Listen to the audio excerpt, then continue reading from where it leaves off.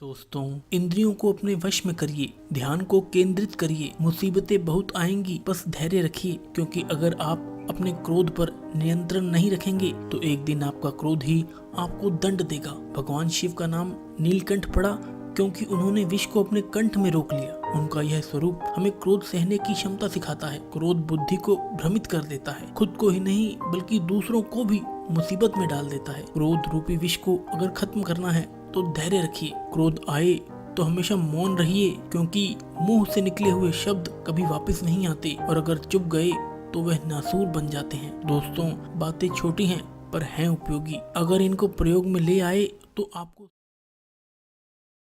भगवान शिव तो त्रिनेत्रधारी हैं, उनके मस्तक पर तीसरा नेत्र स्थित है। क्या इसका अर्थ यह है कि आपको परिस्थितियों को क्रोध से सुलझाना चाहिए?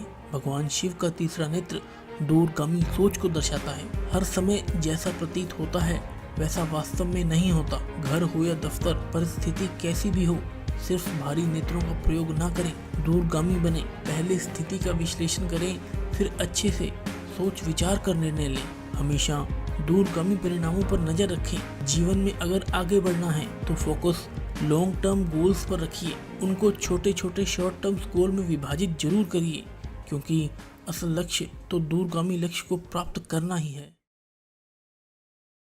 मैं आपसे पूछता हूँ कि एकजुटता क्या है? क्या सिर्फ 4 लोग एक साथ खड़े हैं तो वह एकजुट है? एकजुटता है अपने अंदर मल्टीपल एबिलिटीज को इस तरह समावेश करना कि एक दूसरे से भिन्न होते हुए भी उन सब का इस्तेमाल किया जाए और वो आपको शिखर पर ले जाए। भगवान शिव ने अपने बिखरे हुए केशों को एकत्रित करके गंगा के विकराल रूप को भी शांत कर दिया था। उसी तरह से हमें भी अपने अंदर छुपी हुई क्षमताओं में संतुलन बिठाना है, क्षमताओं का पूरा इस्तेमाल करना है। अगर कोई कलीग आपके विरुद्ध साजिश कर रहा है तो गुस्सा आना स्वाभाविक है, उसे मुंह तोड़ जवाब भी दीजिए, पर अपना विवेक मत खोइए, क्योंकि अगर विवेक खो दिया तो आप गलती कर जाएंगे। गलत ना होते हुए भी गलत साबित हो जाएंगे। भगवान आदिशिव तो त्रिनेत्रधारी हैं, उनके मस्तक पर तो तीसरा नेत्र स्थित है। पर क्या इसका मतलब यह है कि आपको परिस्थितियों को क्रोध से सुलझाना चाहिए? बिल्कुल नहीं। भगवान आदिदेव का तीसरा नेत्र दूरगामी सोच को दर्शाता है। एक बार मिट्टी से बर्तन बनाने वाला एक व्यक्ति चिलम बना रहा था। धीरे धीरे करके समय गुजरा और वो चिलम बहुत ही खूबसूरत बन गई। उस कुम्हार के मन में न जाने क्या आया कि उसने उस चिलम को तोड़ कर रख दिया। अब मिट्टी ने पूछा कि अरे कुम्हार, इतनी अच्छी चिलम बना रहे थे लेकिन तुमने उसे तोड़कर क्यों रख दिया? कुम्हार ने कहा कि ना जाने मुझे ऐसा क्यों लग रहा है कि मुझे चिलम की जगह पर इस मिट्टी से सुराही या फिर घड़ा बनाना चाहिए।